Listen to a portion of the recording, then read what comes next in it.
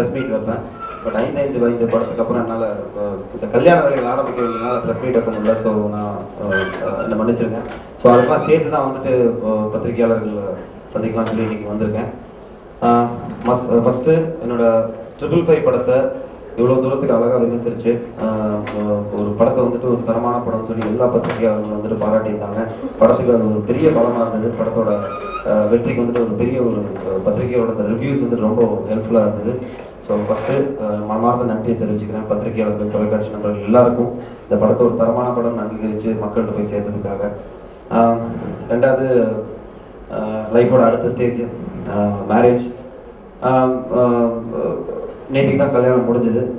எங்கள் ஃபேமிலிக்குள்ளேயே வந்துட்டு ஒரு சின்னதாக நாங்களே வந்துட்டு ஒரு மேரேஜ் செட்டப் பண்ணி ரெஜிஸ்டர் பண்ணிக்கிட்டோம். 14ஆம் தேதி செப்டம்பர் ஈவினிங் 6:30 மணிலேருந்து லீலா பேலஸில் வந்துட்டு கிராண்ட் ரிசப்ஷன் இருக்குது.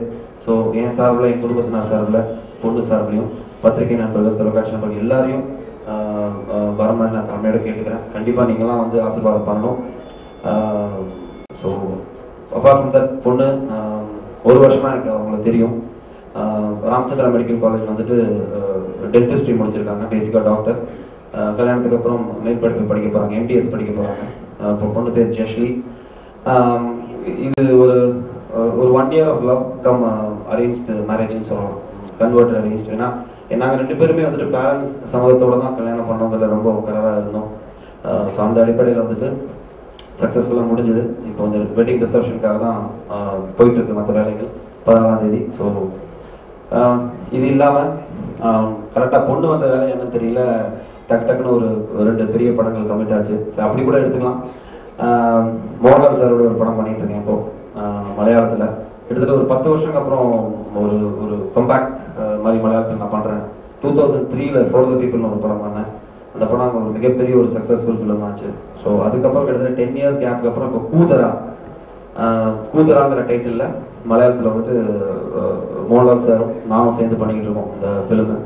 படத்தில் கிட்டத்தட்ட 7 கதாநாயக 7 ஹீரோயின்ஸ் இருக்காங்க படத்தில். ஒரு பையனோட ஒரு லைஃப் ஸ்டைல் தான் அந்த ஃபிலிமே. ஒரு காலேஜ் பருவத்துலேருந்து ஆரம்பித்து அவன் மெச்சூர் ஆகி ஒரு குடும்பஸ்தனாக ஆகிற ஒரு ட்ராவல் தான் அந்த ஃபிலிமு. ஸோ ஒரு பெரிய டீம், அங்கே உள்ள ஒரு யங் டீம். ஸ்ரீநாத் ராஜேந்திரன்னு சொல்லிட்டு மம்முட்டி சாரோட பையனை வச்சு ஒரு படம் பண்ணார், செகண்ட் ஷோன்னு. அந்த படத்தோட டைரக்டர் தான் இந்த படம் பண்ணுறாரு. ரொம்ப சந்தோஷம். ஒரு சைடில் ஹிந்தி படம் போயிட்டுருக்கு பேரலாக, ஜாக்பாட்ங்கிற ஃபிலிம் உங்களுக்கு தெரிஞ்சிருக்கும். இது இல்லாமல் மலையாள படமும் பண்ணிக்கிட்டு இருக்கேன். இது இல்லாமல் கூடிய சீக்கிரம் இன்னொரு ஹிந்தி ஃபிலிம் நான் அனௌன்ஸ் பண்ணுவேன். இன்னொரு ஹிந்தி படம் வந்துட்டு கமிட்டார ஸ்டேஜில் இருக்குது, நான் அதை அனௌன்ஸ் பண்ணுவேன். அது முடிச்சுட்டு எனக்கு ஆத்மார்த்தமான ஒரு காம்பினேஷன் திருமுருகன் சார். என்னோட லைஃப்பில் வந்துட்டு ஒரு முக்கியமான ஒரு படம் கொடுத்த டைரக்டர் அவர். ஏன்னா எங்கே போனாலுமே எம்டன் மகனுக்கு வந்துட்டு ஒரு தனி மரியாதை, தனி பேர் இருக்குது எல்லாரும் மத்தியிலையும். ஸோ மீண்டும் திருமுருகன் சார், நான், வடிவேல் சார் இணையரும். எம்டன் மகன் பார்ட் 2ன்னு சொல்லலாம். பட் இல்லாமல் அது இல்லாமல் இந்த காம்பினேஷனில் ஒரு film, ultimate comedy cum family ட்ராமான்னு சொல்லலாம் இந்த ஃபிலிம். வடிவேல் சாருக்கு ஒரு கம்பேக் ஃபிலிம் கூட இது. ஆஃப்டர் லாங் பீரியட்க்கு அப்புறம் அவர் கூட நான் ஒர்க் பண்ணும்போது ரொம்ப சந்தோஷமாக இருக்குது. அவரோட பெரிய ஃபேன் கூட தான். ஸோ அந்த மாதிரி ஸ்கிரிப்ட் அந்த மாதிரி தான் இருக்கும். வடிவேல் சாருக்கு ஒரு முக்கியமான ரோல், இன்னொரு ஹீரோன்னு கூட சொல்லலாம், அந்த லெவலுக்கு முக்கியமான ஒரு கதாபாத்திரம் வடிவேல் சாருக்கு. ஸோ இதுதான் என்னோட ப்ராஜெக்ட் லைனப். இப்போது அதுக்கு இன்னும் டைட்டில் வைக்கல, திருமுருகன் சார் படத்துக்கு இன்னும் டைட்டில் வைக்கல. பட் இப்போதைக்கு இந்த ப்ராஜெக்ட்ஸ் தான் போய்கிட்டு இருக்கு. ஸோ நீங்கள் தான் கேள்வி கேட்கலாம் கண்டிப்பாக. அவங்க கிறிஸ்தவங்க, நீங்க ஹிந்து, 2 பேரும் மதம் மாறிவீங்களா? இல்லை எங்களுக்கு அது ஒரு இதாகவே தெரியலண்ணே. கல்யாணத்துக்கு அப்புறமா வந்துட்டு அவங்க அவங்களா தான் இருப்பாங்க, நான் ஹிந்துவாக தான் இருக்கலாங்கிற மாதிரி தான் பிளான். அதனால தான் நாங்கள் நேற்றுக்கு வந்துட்டு ஒரு சின்னதாக எந்த ஒரு ரிலீஜன் மேரேஜும் இல்லாமல் காமனாக வந்துட்டு ஒரு ரெஜிஸ்டர் மாதிரி பண்ணிக்கிட்டோம் நேற்றுக்கு நாங்கள்.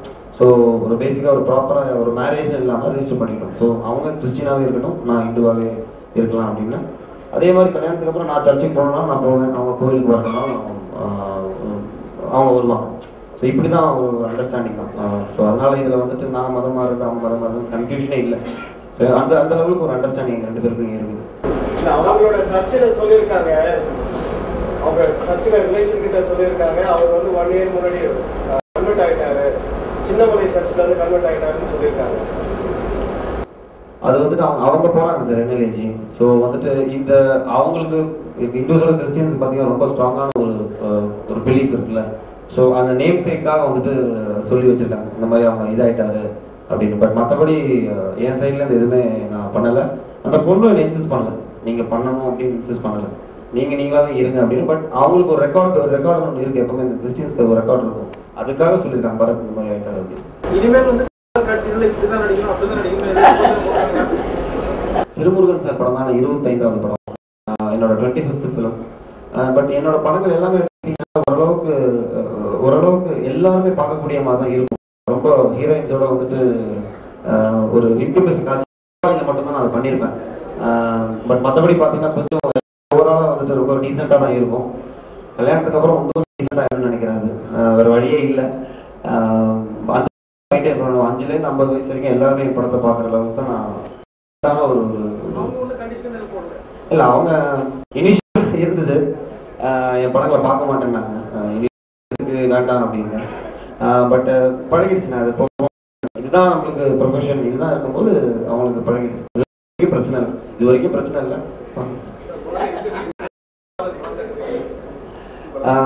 என்னோட காமன் ஒரு ஃப்ரெண்டோட வீட்டில் மீட் பண்ணுவாங்க நானும் அவங்களும்.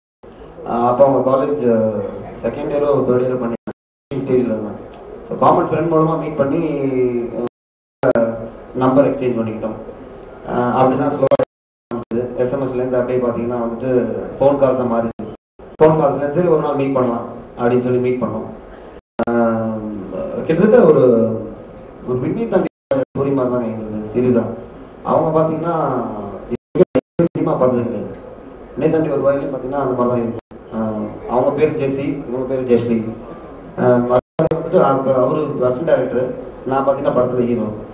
என்கிட்ட ஃபர்ஸ்ட் மீட் பண்ணணும்னு அவங்க சொன்னது, நான் இது வரைக்கும் படம் தான் எதுவுமே பார்த்தது. ஸோ அந்த லெவலுக்கு தான் எங்களோட ஸ்டோரி. ஸோ பட் ரொம்ப அகாமடேட்டிவான பொண்ணு, என்னோட ப்ரொஃபஷனை புரிஞ்சிக்கக்கூடிய ஒரு பொண்ணு தான் நான் வந்துட்டு வேணும்னு வச்சுருந்தேன். கிடைச்சது சார். ஆக்சுவலாக இப்போ சன்னி லியோன், அந்த ஹீரோயின் பேர் சன்னி லியோன்.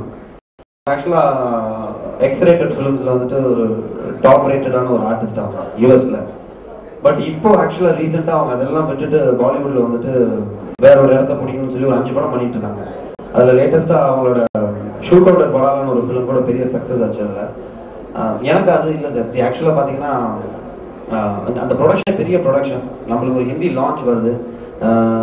ஓப்பனாக சொல்லணும்னா படத்தோட ஒரு ப்ளஸ் ஃபேக்டரி அந்த பொண்ணும் நசருதீன் ஷான் தான். நானும் சச்சின் ஜோஷியும் செகண்டரி தான்.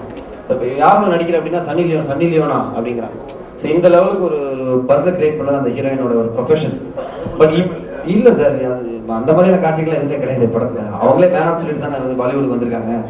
ஸோ பட் படத்துக்கு வந்து ரெண்டாவது நசருதீன் ஷாவோட ஒர்க் பண்ணுற எக்ஸ்பீரியன்ஸ் வந்து such a elegant brilliant actor sir. அவர் எனக்கு அதுதான் ஒரு பெரிய பாக்கியமாக இருக்குது. ஏன்னா ஒரு சைட் பேரலாக நான் அவரோட ஒர்க் பண்ணிட்டு இருக்கேன் நசருதீன் ஷாவோட, இங்கே பார்த்தீங்கன்னா மோகன்லால் சாரோட ஒர்க் பண்ணிட்டு இருக்கேன். ஸோ ரொம்ப சந்தோஷமாக இருக்குது. கெரியரில் இந்த ஸ்டேஜில் வந்துட்டு இவ்வளோ பெரிய லெஜண்ட்ஸோட ஒர்க் பண்ணுறது ரொம்ப சந்தோஷமாக இருக்குது. எங்கே சார் அது அந்த ஹீரோஸோட தனிப்பட்ட கருத்தாக இருக்கலாம். என்னை பொறுத்த வரைக்கும் இந்த படம் எனக்கு ஒரு நல்ல ஒரு பரத் ஜாக்பாட் பண்ணியிருக்காரு அப்படின்னு வெளியில் பெரிய லெவலுக்கு தெரிகிற லெவலுக்கான ஒரு படமாக இந்த படம் இருக்கும். அதை ஃபாலோ பண்ணி தான் இம்மீடியட்டாக எனக்கு இன்னொரு ஹிந்தி ஃபிலிம் வந்திருக்கு. ஸோ அதை கூடிய சீக்கிரம் நான் அனௌன்ஸ் பண்ணுறேன். தொட மாறும், கொஞ்சம் அட்ஜஸ்டிங்.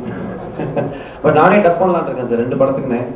மலையாளமும் நானே டப் பண்ணலான் இருக்கேன், ஹிந்தியும் நானே டப்பிங் பண்ணலான் இருக்கேன். இன்னும் டிசைட் பண்ணலாம். நான் இப்போதைக்கு கேலிக்கட்டு தான் ஸ்ட்ரைட்டாக வந்துட்டு ஷூட்டிங் தான் போகிறேன் நான் ரிசப்ஷனுக்கு அப்புறம். அதுக்கப்புறம் தான் பிளான் பண்ணணும். இன்னும் எதுவுமே பிளான் பண்ணல.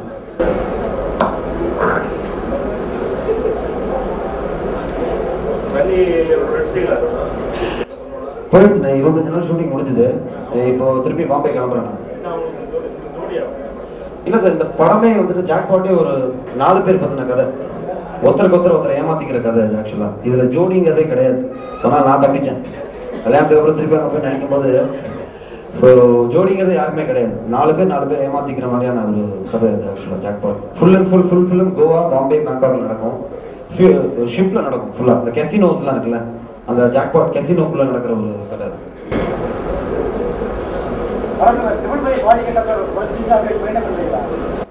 அது மெயின்டைன் பண்ண முடியாது சார். ஆக்சுவலாக உடம்பு ரீதியாக அது ஹெல்த்தி கிடையாது ஆக்சுவலாக. அந்த டயட் அந்த ஒர்க் அவுட்லாம் வந்துட்டு அந்த டயத்துக்கு வேணும்போது பண்ணிவிட்டு திருப்பி விட்டுட்டு நார்மலான ஹெல்த்தியான டயட்டுக்கு வந்துட்டேன் நான். இப்போது ஒரு 2 பேக் இருக்குது, மீதி ஒரு 4 பேக் பண்ணணும்னா திருப்பி அதுக்கான வேற ஒரு ரொட்டீனுக்கு போகணும் அது ஆக்சுவலாக. அதனால திருப்பி தேவைன்னா பண்ணிக்கலாம் அப்படின்னு சொல்லிட்டு இப்போ ரெகுலரான ஒரு ஹெல்த்தியான டயட்டுக்கு வந்துட்டேன் நான். மறுபடியும் எல்லாரும் 14ஆம் தேதி ஈவினிங் கண்டிப்பாக வாங்க. என்னையும் ஜஸ்ட்லையும் ப்ளஸ் பண்ணுவீங்கன்னு நான் நம்புகிறேன். Thank you sir, thank you.